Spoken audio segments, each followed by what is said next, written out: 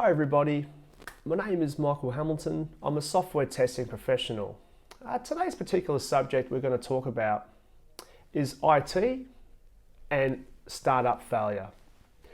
First of all, the statistics and studies show that 30 to 40% of startups around the world in general fail after 3 to 4 years. It's quite a common study and statistic. Now, main reasons for that are the idea wasn't good to begin with. Now, won't talk about that today. There was no plan or strategy, and the finances ran out. Now, we all know about the finances running out. It's quite a common theme that we see. Now, first of all, what do you mean, or what do I mean by a strategy when it comes to IT? It comes down to how you're going to get to from now to when you see your software used in your customers' hands. Now, that requires a lot of investment of time and money to get to that point. Now, I mentioned before finances being drained. IT, if you don't respect it or understand it or assume you know about it, will kill your budgets. It will knock them to bits. What's worse of all is that if you do spend all your time on your IT side of your business, it's going to kill your ability to invest in your sales and marketing side and getting your product or service out there. So that's also another big issue.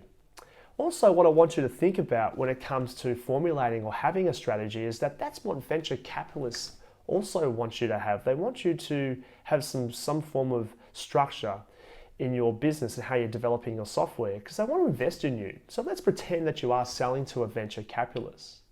They want a long-term investment and return out of you if they are going to give you money, for example.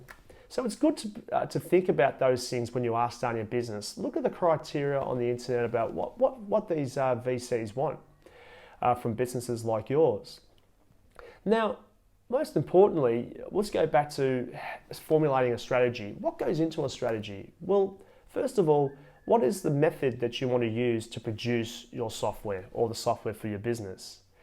Now, you might want to actually get your software out to market quicker in small chunks, in small little increments. Now, and that means you can't go and give everything to the market. That means you might have to offer small bits of functionality at a time.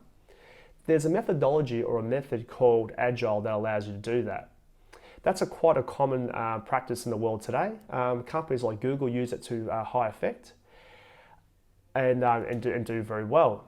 On the other side, if you have an idea that is quite, highly complicated software or needs a lot of planning and upfront investment, you might want to look at using a waterfall methodology or method. That's been used quite regularly around the world today and has so for some time. A lot of the established businesses I work in personally, they use a combination of Agile and waterfall because of their old setup and old legacy systems that are decades old. Now, on the other side, I've also talked about a strategy again. I will be talking about more specific topics that go into a strategy over the coming weeks. So I will break it down into small chunks. There are some very important things that need to be addressed in particular order. So if you've got any questions around today or around what goes into a test strategy, please feel free to contact me because I will be addressing lots of these topics going forward. If you need to contact me, please visit me via mikehamilton.com.au through the contact page. There you'll find links through to my Twitter and LinkedIn accounts. Otherwise, thank you very much for your time. I'll be talking to you very soon over the coming weeks. Enjoy.